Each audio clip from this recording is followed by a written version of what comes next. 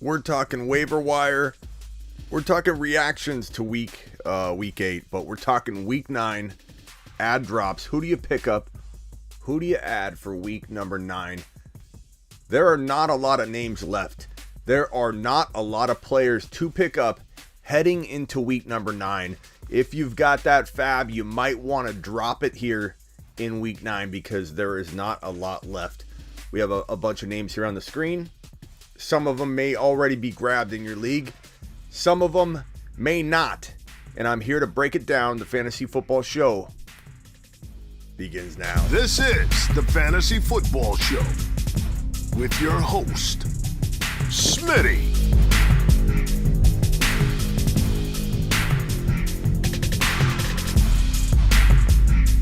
Top 5 running back. You're watching the Fantasy Football Show. Smitty. Take a lap. What is going on, people? My name is Smitty. You're watching the Fantasy Football Show. I'm excited to be here with you. Unfortunately, we got a lot of bad news, a lot of mediocre Week 8 contests to go over.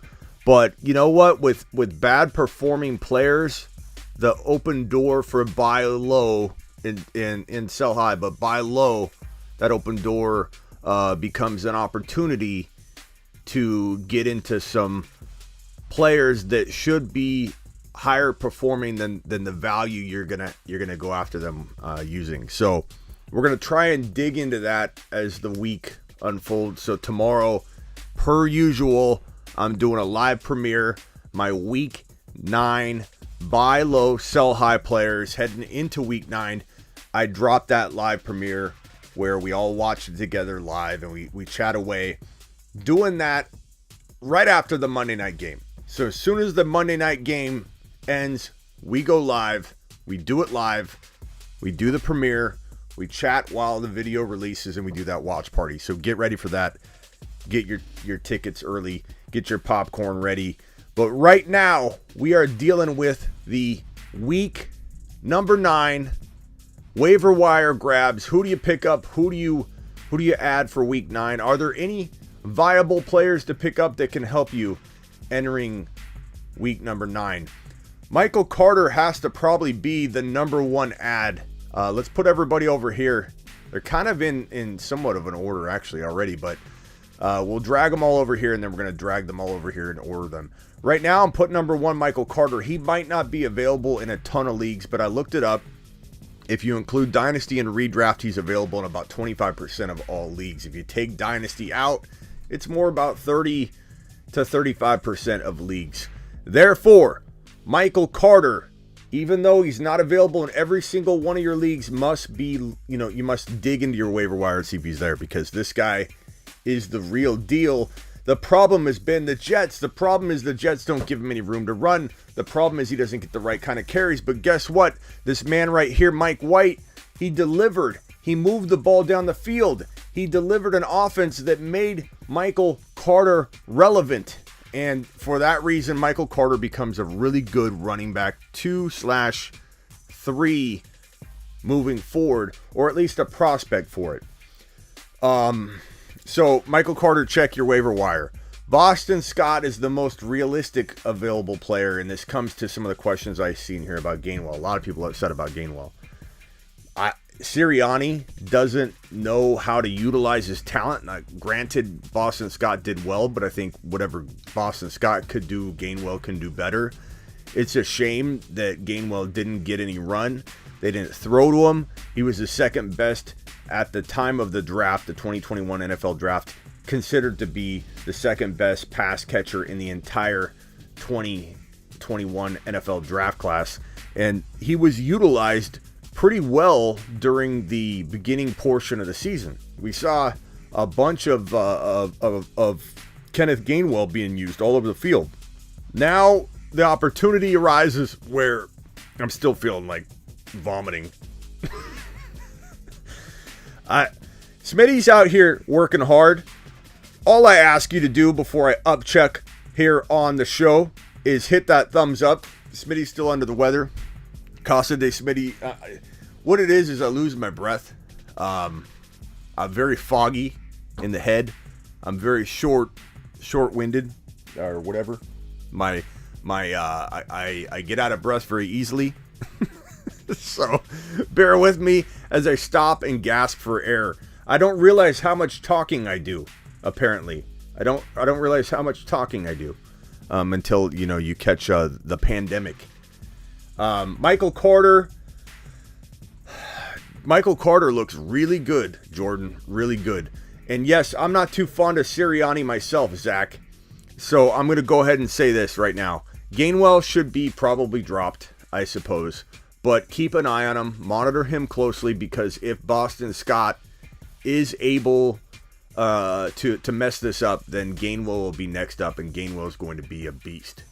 I understand he disappointed, but you can't blame the man. We can only blame Sirianni, the coach, because Gainwell's got the talent.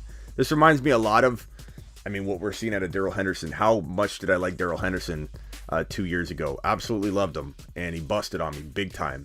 Now he's finally utilized. Coaching can screw up everything. Darrell Henderson is a beast, and it sucks that my bold prediction 2 years ago came 2 years late. Gainwell feels very similar in that Gainwell, I see the talent. I know the talent's there, but Sirianni doesn't know it's there, so Sirianni's not using him. Right now, Boston Scott is the guy to pick up. He's the most likely to be available of the two, but if Michael Carter's there, grab Michael Carter. But Boston Scott is a great flex play or poor man's running back 2 going forward. Is Odell droppable, says Seclan. Nice to see you, Seclan, first of all. I think he probably is. It depends on the options. Trey Lance, same thing. Jimmy G looked okay, but guess what? I hate to say this to burst everybody's Jimmy G bubble, but everything Jimmy G's doing, Trey Lance would do better. Everything Boston Scott's doing, Gainwell would do better. But it is what it is right now. We got to adjust and adapt, and we can hang on to Gainwell and say, oh, but he's great. Or we can move on, pick up guys like Tony that might be available. And I'm going to put Kadarius Toney on this list because he is still available in too many leagues, an uncomfortable amount of leagues. I think it's worth noting that he needs to be grabbed. So put Kadarius Toney on here. Let's see here. Mike White. Let's talk about Mike White in a second, but this guy's impressive. This guy's really, really impressive. I'm not sure what to make of him, but Mike White will set right here. Carlos Hyde needs to be looked at and grabbed. Guys, this is like it. This is the week 9 waiver wire ads for redraft. Mike White needs to be put in here if it's a dynasty or if it's a 2 QB league, just because the dude balled out and he might be the real deal. We've seen guys like him rise up before. I'm not comparing. I did this earlier, and all people hear is that you're comparing him to the player. I'm not comparing this guy to the man that's about to come out of my mouth. The words coming out of my mouth, I'm not suggesting that Mike White is as good as this guy. Okay, so please do not misinterpret what I'm saying. But when Kurt Warner rose up, people laughed. People said there's already a starting quarterback. Kurt Warner can't do it. Who is this guy? He was bagging groceries a year ago. He was in the Arena Football League. Guys from in the Arena Football League don't rise up and become some of the best, one of the best quarterbacks in really NFL history. Kurt Warner came from nowhere. And it wouldn't be shocking that every 5, 6, 7 years, a guy emerges that comes out of nowhere, and you have to be prepared for it. You're going to miss 100 times out of 100 when you grab Mike White. Mike White could be nothing, and I don't want anybody to think that I'm saying he's the next Kurt Warner. But this is how you find Kurt Warners. This is how you find Tom Brady's. This is how you find Russell Wilson's. This is how you find Dak Prescott's.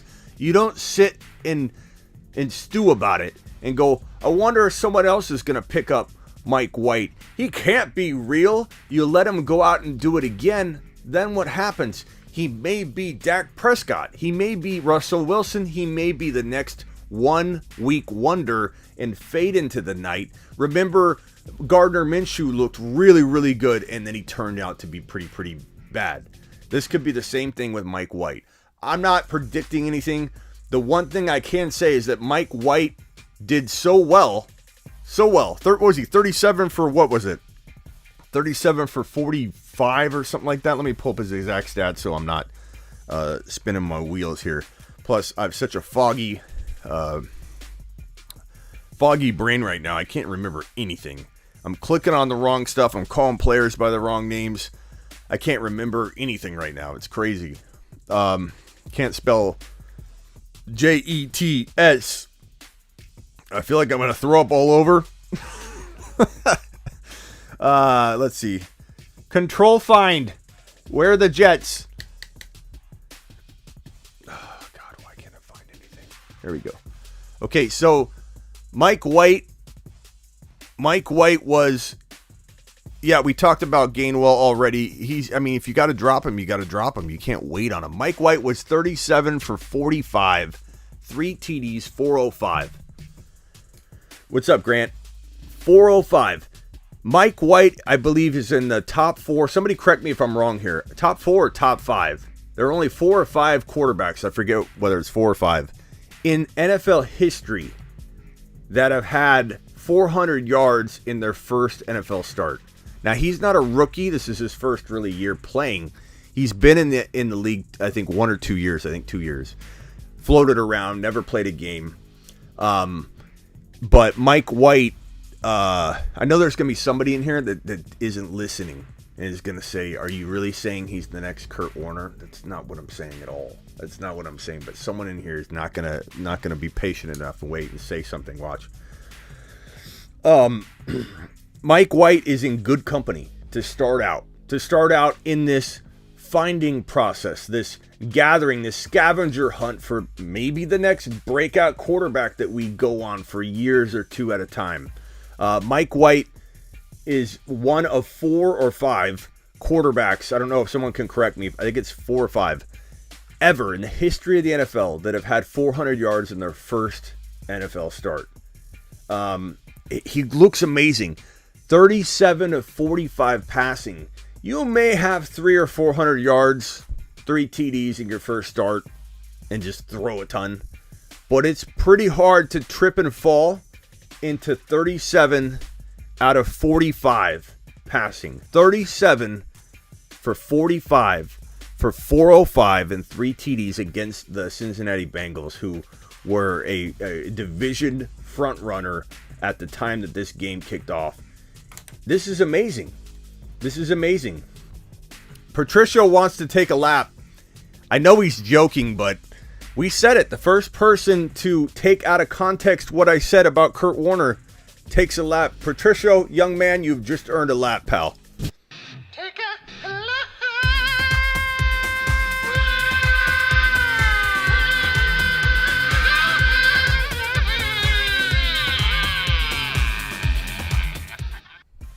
I know he wanted that.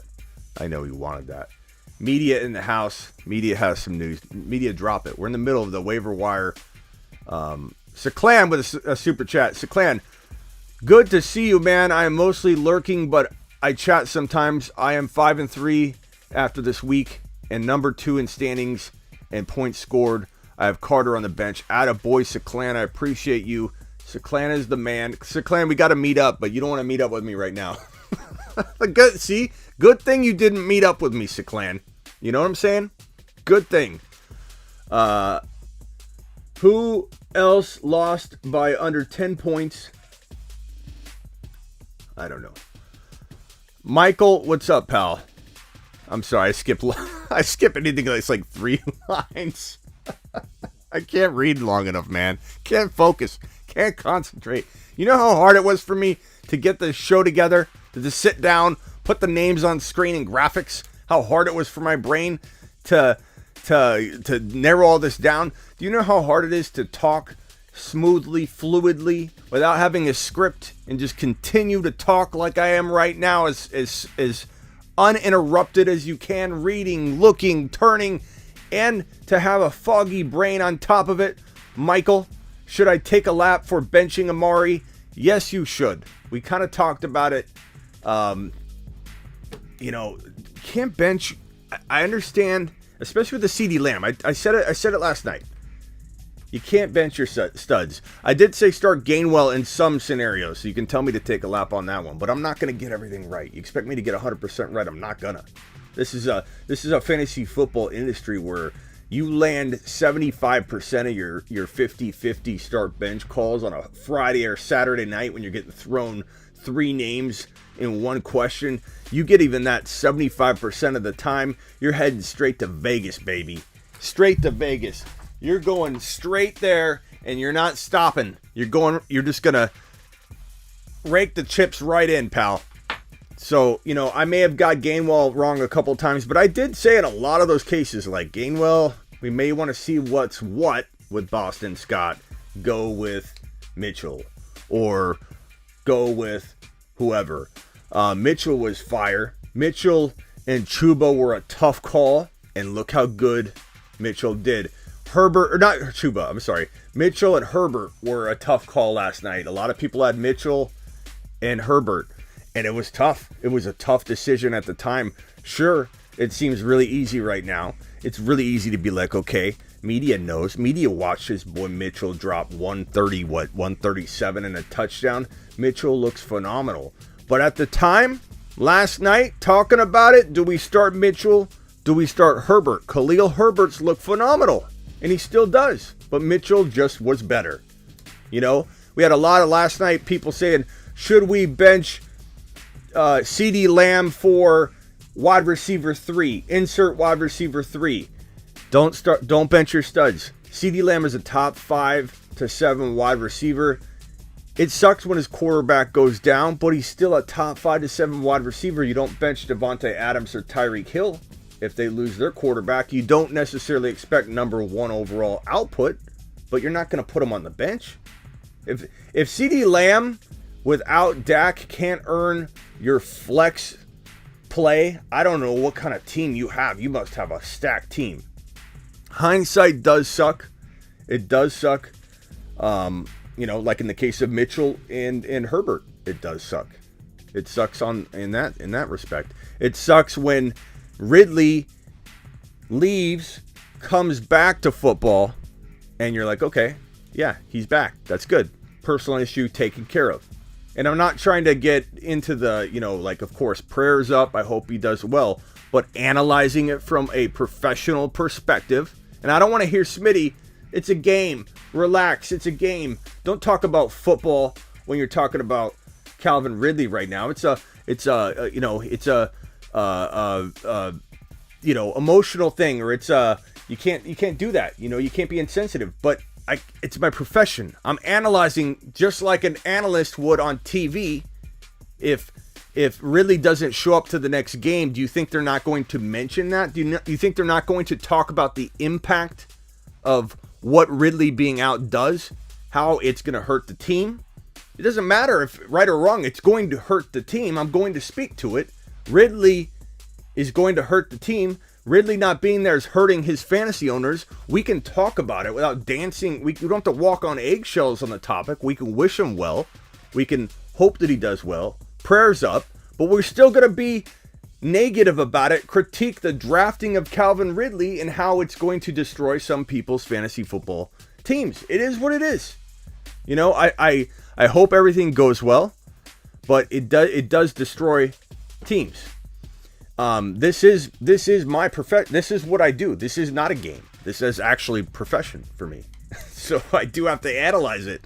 And I had a couple of DMs where people were like, Smitty, you can't talk about this yet. You got to wait 2 days or a day before you start talking about the fantasy implications of Ridley.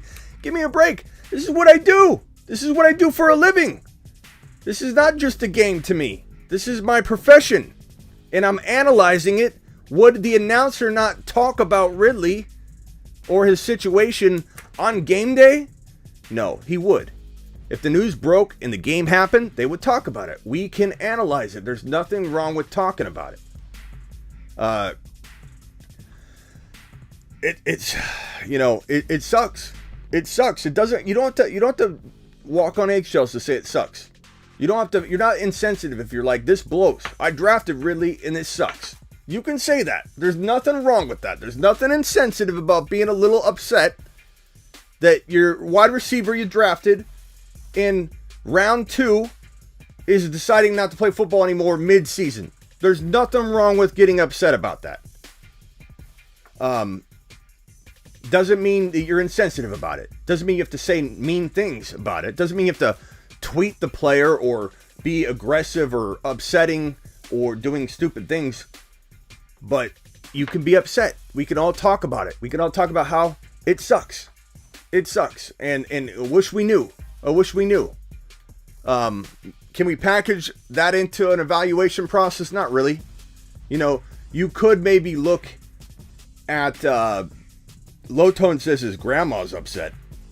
We can maybe look at behavior and try and incorporate that in, but really didn't show any of that. It's not like he had Antonio Brown-like behavior, and Antonio Brown is on the... Why am I pointing with this? Antonio Brown is on the field. I picked this up like it was the pen. I thought I had my pen in my hand. I grabbed this earlier. I picked it up like I normally hold my pen, and I start pointing with this hand. I'm so out of it. I don't even know what I'm saying. Don't listen to me. Whatever. Let's get on with it, okay? Media, I don't know what news you have. I don't know if you spit it out already or what's going on. Michael Carter, number 1 pickup of the week. Boston Scott, number 2 pickup of the week. Kadarius Toney could be the number 1 if you desperately need a wide receiver. James Devlin, of course you need extreme help. James, why else would you be here, pal? Go ahead and drop it. Your next one's going to go, Smitty, I need extreme help. Here's what I need. Just drop it. Just hit us with it. Let's go. God. Kadarius Toney, he's available in a lot of leagues still. Not like 40%, but like 20% of leagues, 25% of leagues, he's still out there. So grab him if you need a wide receiver. It makes it a little complicated because he plays tomorrow night. You might have had all your players play, and you can't even cut somebody. Or if you have 1 or 2 players, you can't cut those 2 players in order to pick them up. But I'm just warning you, Kadarius Toney, Boston Scott, Michael Carter are the best of potential available players heading into week 9. And if you got 150 of your $200 wad sitting around the house in fab dollars in your little piggy bank, you probably should have dropped it already on a couple players because there's literally nothing left. If Michael Carter is out there and you've got 150 pennies in your piggy bank of fab, you probably should drop the whole load on Michael Carter. If you've got 55 out of 100 and Boston Scott still sitting there, you might want to drop 55 or 50 out of 100 on good old Boston boy, because Boston might be your last hope for a running back 2 of any caliber at all. Kadarius Toney might be your savior wide receiver 3. Carlos Hyde might get some run. I don't know that I'm dropping a full wad load of fab load on Carlos Hyde. I don't think I'm doing it. I mean, J-Rob, they say could have maybe went back in the game, maybe not go back in the game. Is his ankle bad? Will he miss a week? We don't know. We don't know what's going on. All I know is it doesn't sound season ending, although sometimes things get revealed later.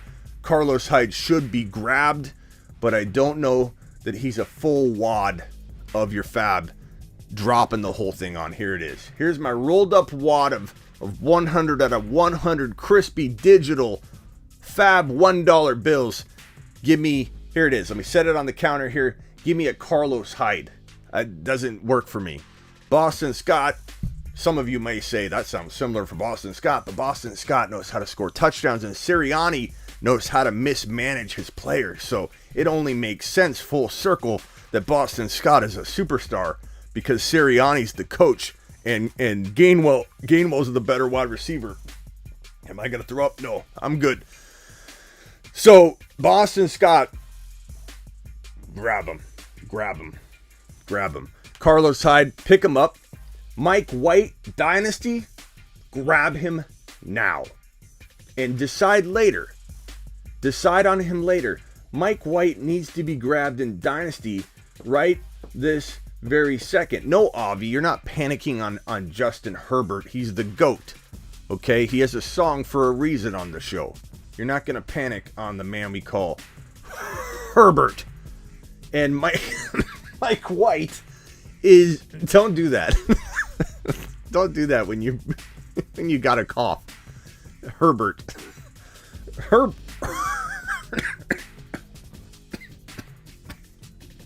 I've been drinking water, okay? Get off my back. Get off my back. Oh, God. In Superflex, deep breath. In Superflex, Mike White should be grabbed. In redraft Superflex, especially Dynasty Superflex, and especially any Dynasty league at all. Okay? Decide later. Maybe he flops, but maybe he's the next big thing. Panic on Gibby. I think we've already panicked on Gibby. The question is, are you benching him? Like, what are we doing with Gibby at this point? Where's my megaphone? I know Miss Smitty's sleeping, and I've been keeping the house up lately. So, what do we do with Antonio Gibson? I don't know what we're doing with Antonio Gibson, to be honest. You know, he isn't on the injury report, yet they don't use him. He did average, I believe, 4.3 yards per carry. It's not like Antonio Gibson didn't bring quality work to the office space, to the office place, to the workplace. It's not like he didn't, bring a good hard day's work to the office, is what I'm trying to say. I don't know what I'm trying to say. I'm foggy. They call me Smitty the Frogman. What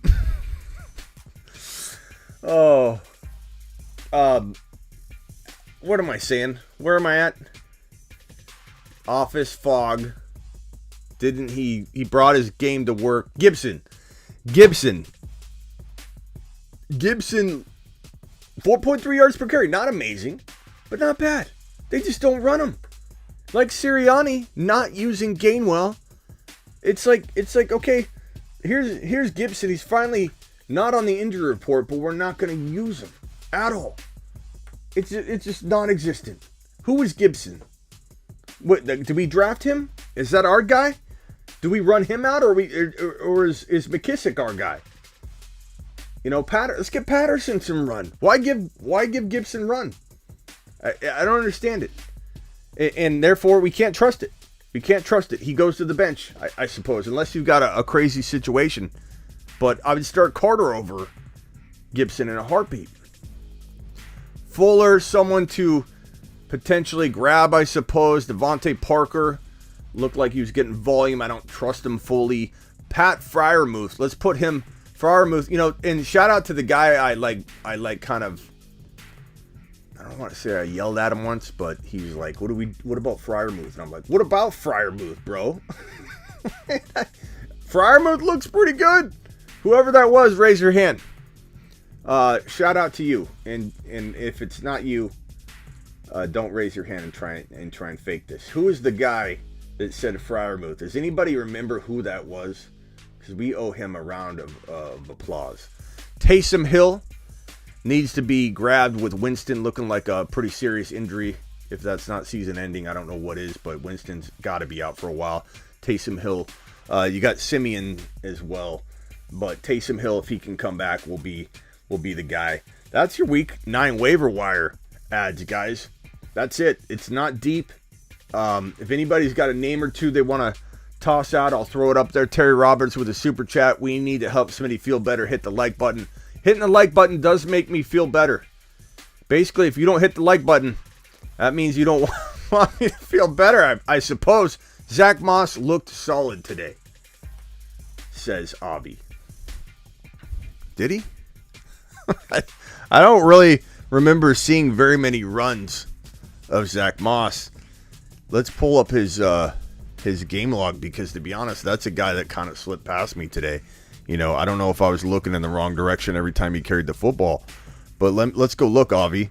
Let's see what he did. Let's see what Zach Moss has been doing. 6 for 39. I do like the PPR work, but 8 for 19 on the ground. That's 2.4 a pop.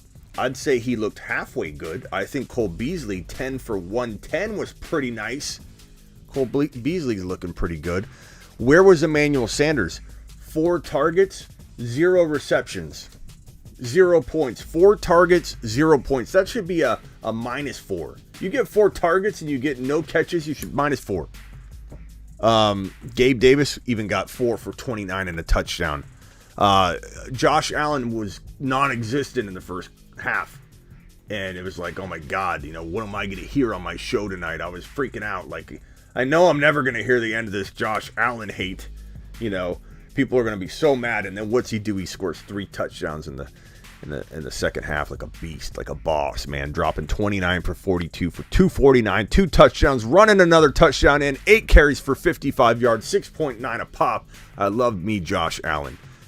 And, I think he's going to be great moving forward. Diggs, 5 catches for 40 yards and a touchdown.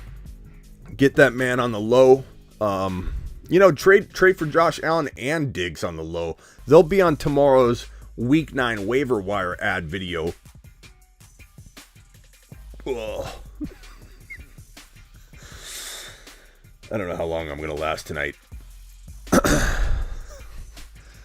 I'm not getting worse. Like, I'm just getting more exhausted. And I feel a little sick when I talk too much. I'm out of breath. Like, I don't feel like too much like I gotta lay down. I just get exhausted. What do you think about T. Higgins and foggy brain? And I don't remember anything. I forget people's names that I know really well. Like Uncle Bud? Bob. Uncle Bob. What do you think of T. Higgins' rest of season? I liked him going into this week. Volume hog. And, looks good doing it too. And with people wanting to shut down Jamar Chase, and when I say people, I mean defensive backs by the droves, trying to shut this man down, trying to contain this beast of a man.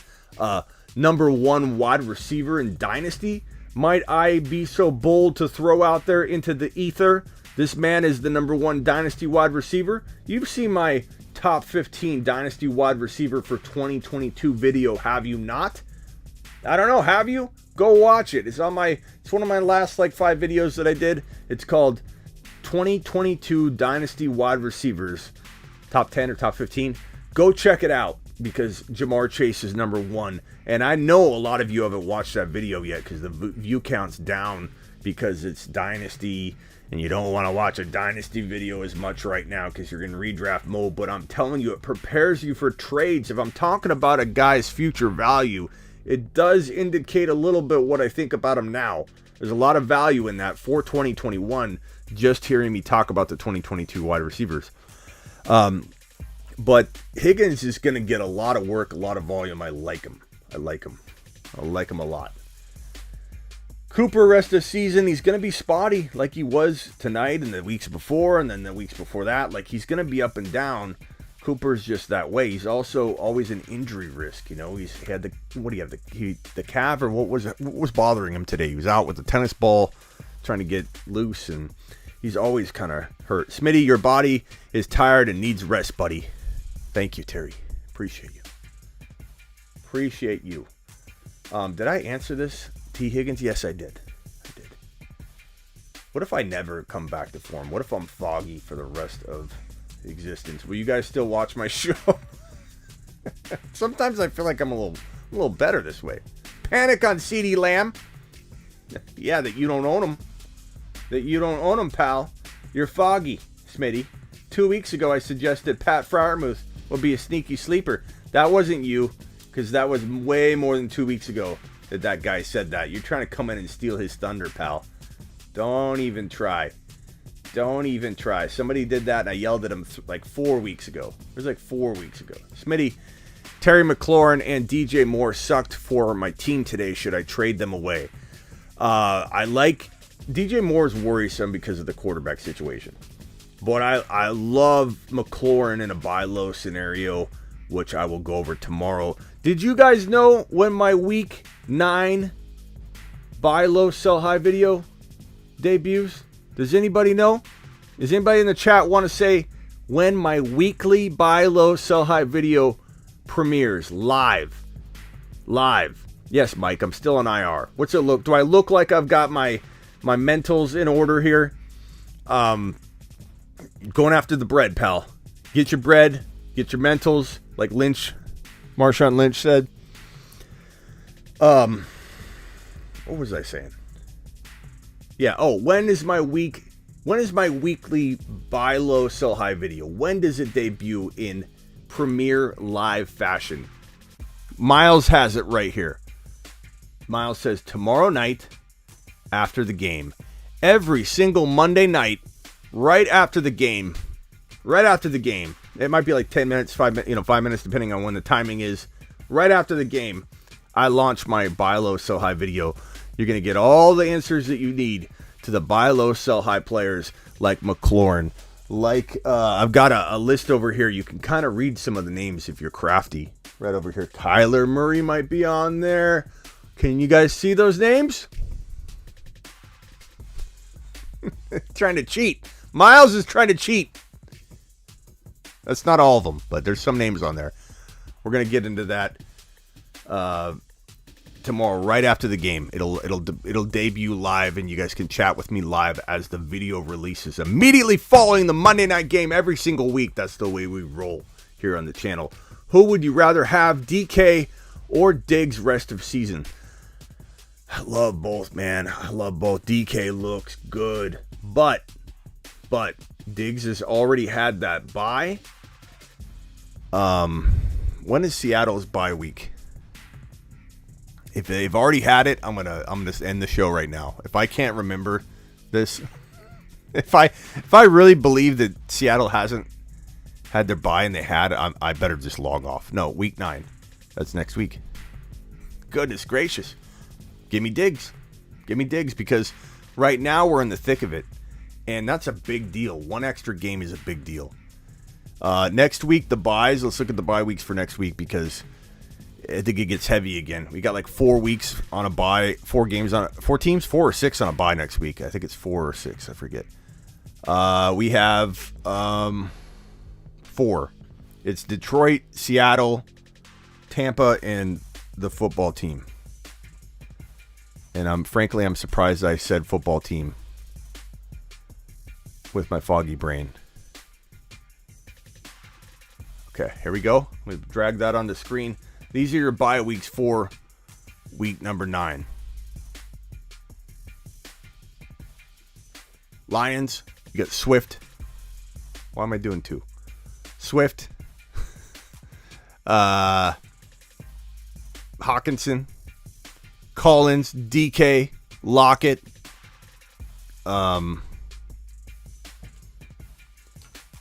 You've got Tom Brady, Mike Evans, Godwin, AB if he decides to return, Fournette, McLaurin. Don't worry about Gibson. He's already on a bye. He's been on a bye the entire season. McKissick, and then you got Seals Jones or potentially Logan Thomas if he returns. But that's a lot of players. That's a lot of players on a bye. Not as bad as Bye-Mageddon by any means whatsoever. I mean, you're talking about, honestly, Swift. I mean, Hawkinson, you could win a game without Hawkinson. You're talking about Swift, DK, maybe Evanson, Godwin, Brady, Fournette you could deal without, and McLaurin. Those are the big dogs that are out. That's not a ton. People can survive that week. Week number 10. Bears, Bengals, Texans, Giants. I wonder if Barkley's going to be out through that week, if you want my honest opinion. Because that means Barkley would sit this coming week, and then they sit him on the bye, and then he comes back after the bye week. So that'd be not week 9, they sit him, and there's no sign of him playing this week. Week 10, they have a bye. They try and bring him back week 11. That would be my guess for Barkley if you're wondering what Mr. Foggy Man thinks about Barkley's week 9 availability. But that's Herbert, Chase, Burrow, Mixon, And that's it. I think Barkley sits anyway. Those are your big dogs there. So we've had a lot of these guys. Already sit out, the big dogs. Barkley this week, I think he looked good this week. He didn't look good this week. Where did you get that, Avi? I don't think he was even remotely there. Let me pull up the latest report, and I'll take a lap if I'm wrong, but I don't think I think you're completely willing this to happen, Avi. I don't blame you. If you own Barkley, you want it to happen. I get it. But I don't think you're right on this. Maybe I'm wrong. Let's see, Avi. Let's see who's right. Drum roll. I'm going to save this. I'm not reading it yet. Drag it on the screen. Who's right? Who's right? Barkley has been ruled out for week 8. This was expected with Barkley sitting out practice all week. Avi. Come on, man.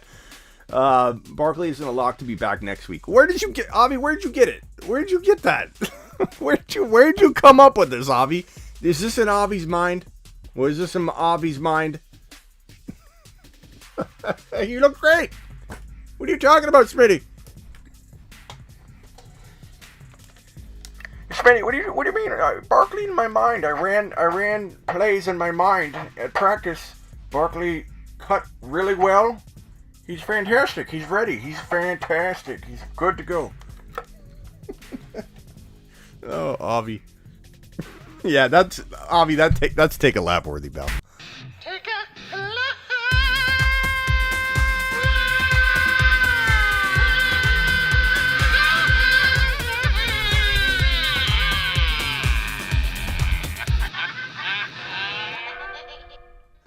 That was probably the most take a lap worthy comment we've had all year. That might go down. You know what we need to do?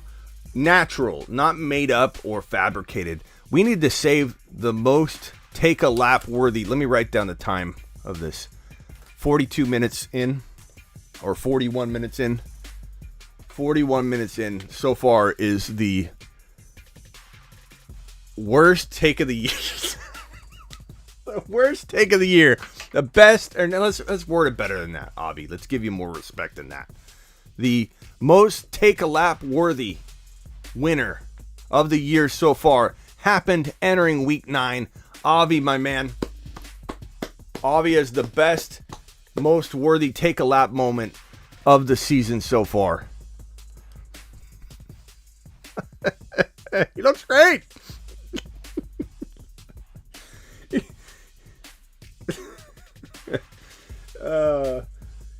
Oh man, he looks good. I think he's been looking really good lately. He's limited all week. Didn't play at all. Oh God. Will Russ return week 10 is the expectation. Elijah Mitchell looked really good, says Jordan, and that's not inaccurate. Avi, congrats, pal. You are the current leader here at the Fantasy Football Show. Avi's the leader. By a lot. I don't know that there's been a take that good yet. I want to trade Mahomes, says Wonk. I like trading for Mahomes. You're going to find out on my buy low, sell high video tomorrow. When does it drop? Right after the Monday night game, and it drops live. It streams premiere style, which means that the video's done in post-production. I release it live. It plays live. You can't fast forward it. You watch it live, like live programming on TV. But I'm in the chat. We're all in the chat live. It's a watch party. And then you can replay it right after if you want. But it's a watch party. Every single week after the Monday night game, I drop the buy low, sell high video almost immediately after. Smitty, someone in my league is looking to trade Zeke for Terry and Antonio Gibson. I take Zeke for Gibson and Terry. I take Zeke in a heartbeat for that. Bang, bang. Bang, bang. Do it, bang, bang. Well, yeah, take a lap for asking. We'll give you a mini lap. We don't need to take a lap. Take a lap. Take a lap. Mess with the whole screen, but take a tiny lap, go grab them, then take a victory lap for having such a good trade. Are we going to Vegas? I think so. I think so, bro. I'm going to Vegas. Are you going to Vegas, Matt? Avi, are you going to Vegas? Who's going to meet me in Vegas for the NFL draft? We're going to Vegas, baby. Putting DK in Burrow in a trade package. Who should I get in return? Burrow and DK? That's a loaded. I mean, first of all, how could I know, Rico? Because there's probably one, maybe two teams in your league that will trade for a quarterback. So what do they have? You know what I mean? Would I look for let me give you an example. Aaron Jones. Jonathan Taylor. Alvin Kamara. Those are, the big dogs. That's what you get for a DK and Burrow. Crystal ball, does Watson get traded?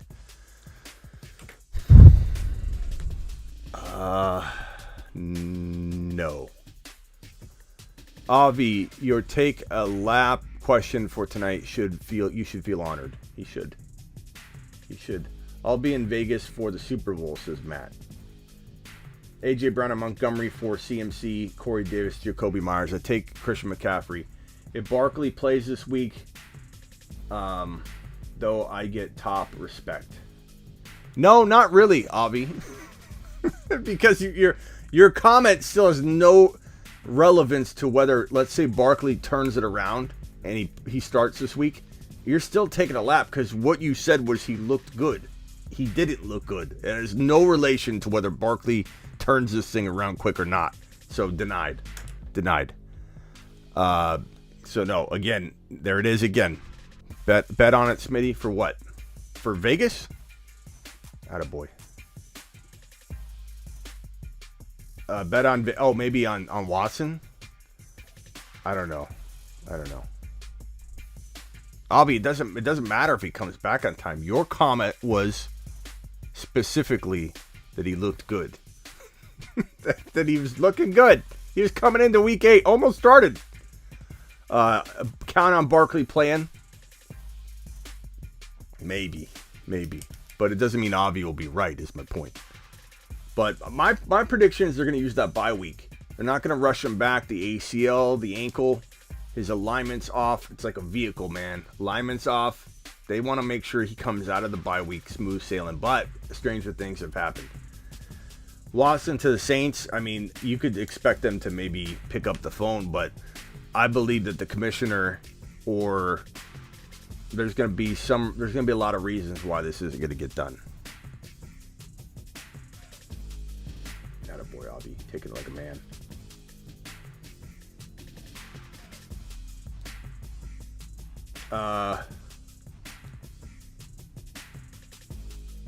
Danny Dimes is my favorite too.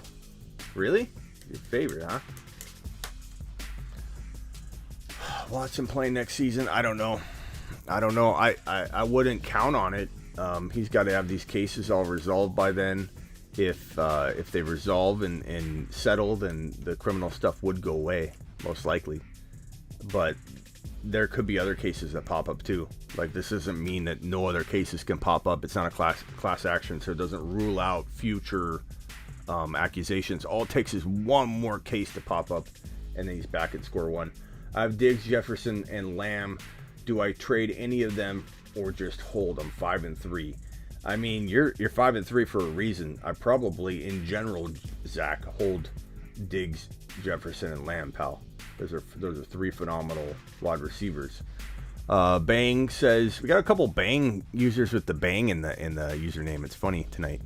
Smitty, should I trade DJ Moore? I suppose, but depends on what. I have DeAndre Hopkins, Devontae Adams, Terry McLaurin, and Emmanuel Sanders, and most of them are pissing me off. Should I trade Terry or DJ Moore? I keep Terry. If you're asking me which one I think is better, go forward. I say McLaurin. And DJ Moore and McLaurin both kind of didn't, deliver this week, so it's not like you're going to get more for one versus the other. I'd probably trade DJ Moore in a package deal. I like your wide receivers. I'm okay with that. Go after a running back or a major QB upgrade if you can even do that. What do we do with CMC and Ridley? CMC, I don't know if you've seen the ticker up above, but there's a strong likelihood that Christian McCaffrey could return in this week 9. So we're buying low on Christian McCaffrey, which you'll learn about tomorrow on the show. When does the show air? Right after the Monday night game. My live premiere, Buy low, sell high. Happens every week right after the Monday Night Football game. So you get on YouTube, you watch the show, okay? Premiere live every week. Ridley, you hold or, eventually maybe cut, but right now hold, let the dust settle. If it's redraft, if it's Dynasty, don't drop them. What to do with CMC and Ridley? Oh, I just got that one. All right, guys, I appreciate all you being in here. This was an hour show. I wasn't going to go too much over. I wanted to get the week 9 ad drop stuff out of the way. So these are your waiver wire guys for week number 9, Nueve. And we're walking into week 9 with our heads up high, our posture straight, and we're walking in bold. We're going to make moves. If we lost Ridley, if we lost Gainwell, or if we had a player playing bad, we're going to go make moves and be on our toes in ways we wouldn't have had we not had those struggles. So use adversity to kick yourself in the butt. If you had Ridley, go poking around, making extra trade offers you may not have made if Ridley had been on your roster. Do something different. Treat it like getting a speeding ticket, and instead of warning and moping around, say to yourself, I may have gotten in an accident, a head-on collision, 1 mile down the road had that officer not pulled me over and gave me a speeding ticket. It happens for a reason.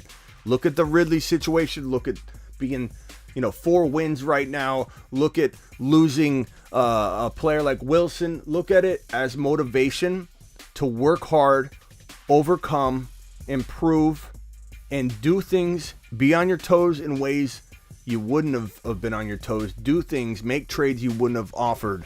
Get creative, be on the waiver wire more than normal. Use adversity to drive you and stop worrying about it. We can't change the past.